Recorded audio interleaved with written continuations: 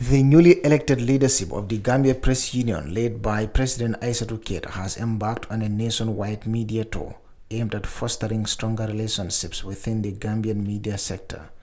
Keita, who made history as the second female president of the union following her election in December 2024, succeeded Mohamed Esba. She was accompanied on the tour by Vice President Sirif Sedikan, Treasurer Meta Toure, and other board members. As part of their outreach initiative, the delegation visited Kerr Fatou Media, where they were warmly welcomed by CEO Fatou Toure. The visit is in line with the GPU's commitment to engaging with media outlets, assessing their challenges, and exploring avenues for collaboration to enhance press freedom and journalistic standards in the Gambia. So like we always do as customary, when a new board comes in, is to go around to look at media institutions where they meet members and also heads of media institutions to present the new board to them so that they will know those at the helm of affairs. But also to be able to talk to them about some of the issues, key issues in terms of priorities that the board want to do. These things the board cannot do in isolation. We did, in terms of priority, we consult our members to see what do we think are some of the priority needs of the members, so that we also sit and discuss with media institutions and see how best we can work collaboratively so that we'll be able to address the needs and aspirations of journalists in the Gambia. So key among the issues that have been outlined, this has been something that have been even discussed and advocated for since the last board, that is the aspect of the collective bargaining agreement. Kerr Fatou was approached and talked to regarding the collective bargaining agreement, and this document in question talks about the minimum wage for media workers. When we talk about media workers, it's not only the journalists in the field, but even drivers and even cleaners are part and parcel of these media workers. What we are looking at is at least having a minimum wage of $5,000 to be the minimum pay for every media worker. At least the payment could actually go beyond that 5,000, but what we are looking for is the minimum of 5,000. And the document also look at the aspect of during the assessment that was done before we came up with the collective bargaining agreement, we've realized that many people work without any contract. So at the end of the day, when they have issues with their heads and all that, at the end of the day, they become at their loss because there wouldn't be any document that actually back them in terms of their work. We also look at that. So the document also looks at the aspect of ensuring that anybody that works in a media house should ensure that to have a written contract that will be backed by law, and then the rules that govern that particular institution in question. It also looks at the aspect of payment of social security fee, and also the aspect of tax and all of that encompasses what the work that journalists actually do. That is what the collective bargaining agreement actually talks about. So what we are advocating for is to ensure that media houses are able to sign up with this agreement to show some sort of commitment in terms of media development in the Gambia. We all understand the fact that the job that we do is quite daunting but duty bound. We live with this information on dissemination on a daily basis, but with that also we try to ensure that whatever our journalists actually do, their welfare is actually safeguarded, which is why we are advocating for this collective bargaining agreement. In August 2020, the GP also made an assessment to look at the cases of sexual harassment. Women have really been harassed not only within their workspaces, but even when they go out on coverage. Due to that assessment that was conducted, we came up with a policy. So that to ensure that even if media houses don't have sexual harassment policy, the one that has been developed by GPU can be adopted by these media houses, so that they will be able to ensure that whatever happens in the cases of sexual harassment, be in the male journalist or a woman journalist, the victim knows what to do in order to seek redress, and also the point of the media owners themselves, what do they need to do in order to be able to solve that situation in question. So we have that the sexual harassment policy. So for the past years, GPU has conducted training for over 300 journalists on safety, because for us, safety of our journalists is quite very key, especially when they go out on coverages and all that. I think even one of your staff before landing was part of one of the trainings, that the first ever environment and hazardous training that we did in Mansa Concon. Landing was part of those trained in that safety training. So this was to be able to ensure that when they go out on coverage, they will be able to know how to ensure that they are safe at the end of the day without being harmed. So part of that we also worked on, because considering the fact that journalists are always assaulted in the field, When I came in, I had them calling the gentleman, PIU, and all of those things. That has been some of the cases that most of these journalists that are facing. Although what we do at the side of the Gambia Press Union is to issue statements to condemn attacks. But then on the side of the victim and also the media owners, what do they have to do? So that was why we developed the assault and battery guide, so that those victims will be able to know the legal actions that they need to take to seek redress. In terms of assault, what do I need to take? And also on the side of the media owners themselves, what do we also need to take in order to ensure that we are able to protect our staff from whatever that has happened? So the assault and battery guide is here with us, that we will actually give to you, so that could be something that you could use. So in case of any assault that happens on any member of your staff. We also want to talk about the issue of the Media Council of the Gambia. You know the Media Council of the Gambia, which is a self-regulatory body for policing of journalists and the work that we do. This was set up by journalists themselves to look at, just to be able to avoid issues of dragging journalists to court, so that the public can use this as a mechanism in order to be able to solve whatever case they have with journalists, and then the Media Council could actually take it up. But over time, considering the fact that the Gambia Press Union is donor funded, although it formed the Media Council, but it's donor funded and could not actually fund the Media Council of the Gambia. What we are currently trying to advocate, because we started discussions with the Ministry of Information since the last board, is to be able to see that the Media Council becomes something that is backed by an act of parliament, so that it will be able to have the authority to be able to even give accreditation to journalists and all that. With that, this will help us in the aspect of struggling to know who is a journalist and who is not a journalist, and who is accredited or not, because we've all seen that now every Tom, Dick and Harry is actually a journalist. But that this has affected our profession, because once somebody mentions journalist and certain things are labeled, we all feel offended and all that. But then how do we ensure that the Media Council also has that power to be able to regulate some of those issues? This we've started discussions with the ministry, and we hope these things will be fruitful at some point, although it might take a long time in order to meet what we envision regarding the aspect of the Media Council. But part of it also is subvention, that is subscription fees to be paid to the Media Council by media owners.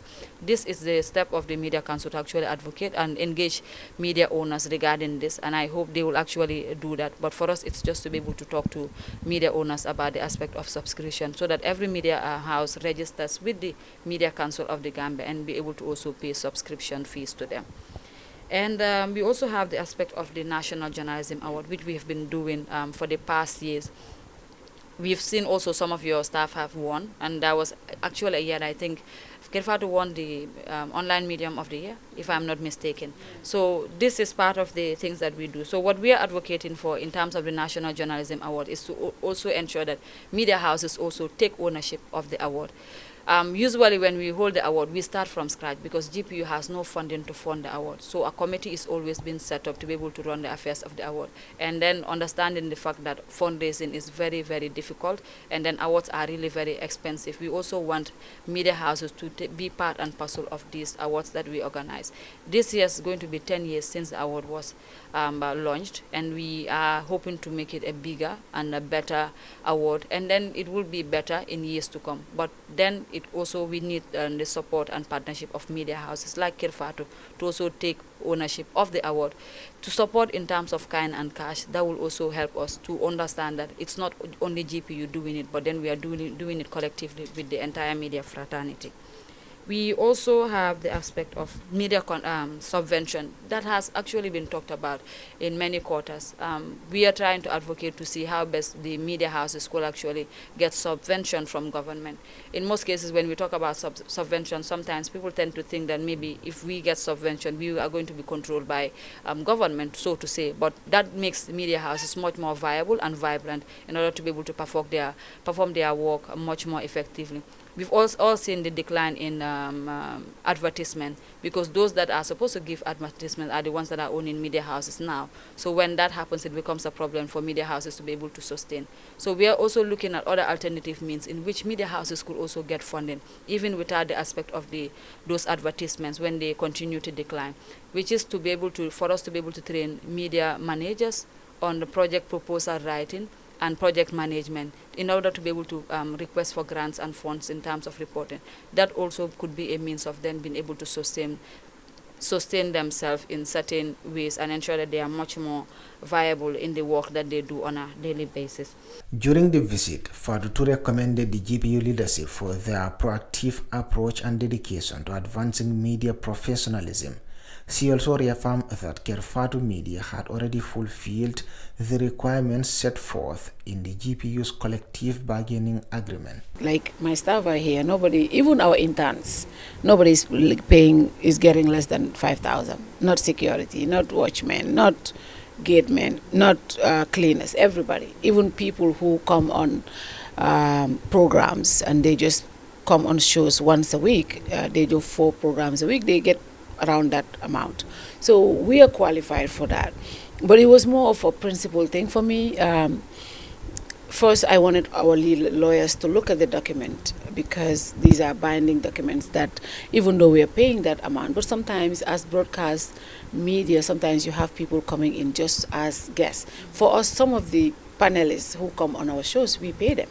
Like the Grand Bantaba and on my show, the permanent panelists that come on the show, we pay them. Because for me, I always say, if we have shows that are getting some revenue and people are coming on the show, they're paying transport, they're doing all of this, we don't call those salaries, we call them transport allowance, because they're coming on panel. But we pay them around that much. But even that, it could change. So, but the fact that we are paying that much, it's okay today, but you don't know what happens tomorrow. So if we bind ourselves to that document, I just wanted to look at it more. That was the reason. But also another reason that was, I'm saying, if GPU is telling us to abide by this, what is the GPU giving us in return? Because as media business, in a media business, we all know how this country advertisement, I know I'm among the few that gets advertisement, because that is my background, media, marketing. But we all know the advertisement businesses. Some companies would not even get, some media houses don't even have 2 to 3 sponsors, in their businesses. So things can be tough sometimes, they can be good sometimes. So I think I have discussed this with Sheriff when he was there. I said, I think GPU should also create avenues where media companies, because GPU is the link for us. They have connection to these NGOs. They have they see avenues where grants or programs or sponsorships can be from UN agencies and others. And most of us know, if you don't have connections to these UN agencies and other international organizations, it's difficult to, even with good proposals, it's difficult. But GPU could be an avenue for media owners, but that has never happened, at least from our end. So for me, I was like, yes, we have all the requirements that they're asking for, but like signing that document was like, let's just look at it more. Let's also ask for more. What is GPU doing for us more? Because for us, I wanted that also, because this is our representation. For me, from the onset, even before our resource thing came, I told Kasa, we could sign this. Even at the meeting, Kasa told them, we have met all these requirements, but we want to go and look at it. And when she came and I said, look, we have met this, but I want to look at it more. And I also felt like I had some reservations, let's look at it. And when MS called me and said, oh, Fatou, I said, okay, I'll look at it, I'll sign it. But I did not, because I just wanted to, maybe this was the great opportunity to have this conversation. And just, also say, so these are some of the things we think. And I also thought, for example, that might not be the case for us, for Kerr Fatou, but when media houses have issues, like the Point newspaper had issues, the Voice newspaper, or sometimes us, we go to court. If Kerr Fatou might be able to afford a lawyer, but there are some media houses that cannot afford a lawyer. The union has access to resources from media organizations or other lawyers who can do pro bono for journalists. That could be something that could be done. But if a journalist have to think about paying a lawyer 200,000, 300,000 to go to court, that alone, that thought in your mind, will make you censor yourself, because you'll be thinking, hey, ning mistake, my salary is less than 10,000. How am I able to do that? If a media owner is not able to take charge of that for you, how are you able to do that? So I think the unions should also look into that, where they could be able to, I'm not saying if people are not doing the right thing. But if people are doing things within their confines of the work, to be able to have access to resources in the international organizations, to get lawyers, or even have some lawyers who will be able to do free services to journalists. That way we can also have access to legal services, because we all know how resources are when it comes to media houses here. They don't have the resources. Even GRTS, who is state broadcaster, they don't have it. So it's difficult. So at the end of the day, it makes it difficult for people to be able to freely do their work. So these were things that I also thought, maybe if you guys look into those things, that will also help us to say, you know what, they have our back. And we, to be honest, we appreciate, especially Bora's case, when he was arrested. Juf will call me every hour to check how is he doing, what did they say, what is the update. We'll give him update, and they were doing timely update. And I know that was one of the pressures that really put that was one of the reasons that the government had to release him, because the pressure from the GPU and international organization. I appreciate that, and we really appreciate. It's not the fact that I'm saying this, we don't appreciate what we're doing, but these are some of the things I think as a union we will also want to see strong stance on that.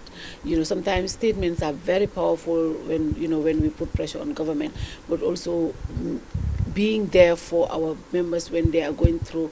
Because I was working along with the Voice newspaper people when they were going to court back and forth. They were giving me updates. I was putting it out, so I knew some of the challenges that were there when they had that case. So this will be an avenue for GPU to maybe step up and look at that. Those that cannot afford it, obviously, if you take me to court, I might be afforded, but there's some people who cannot, and that might be something you should also maybe look at.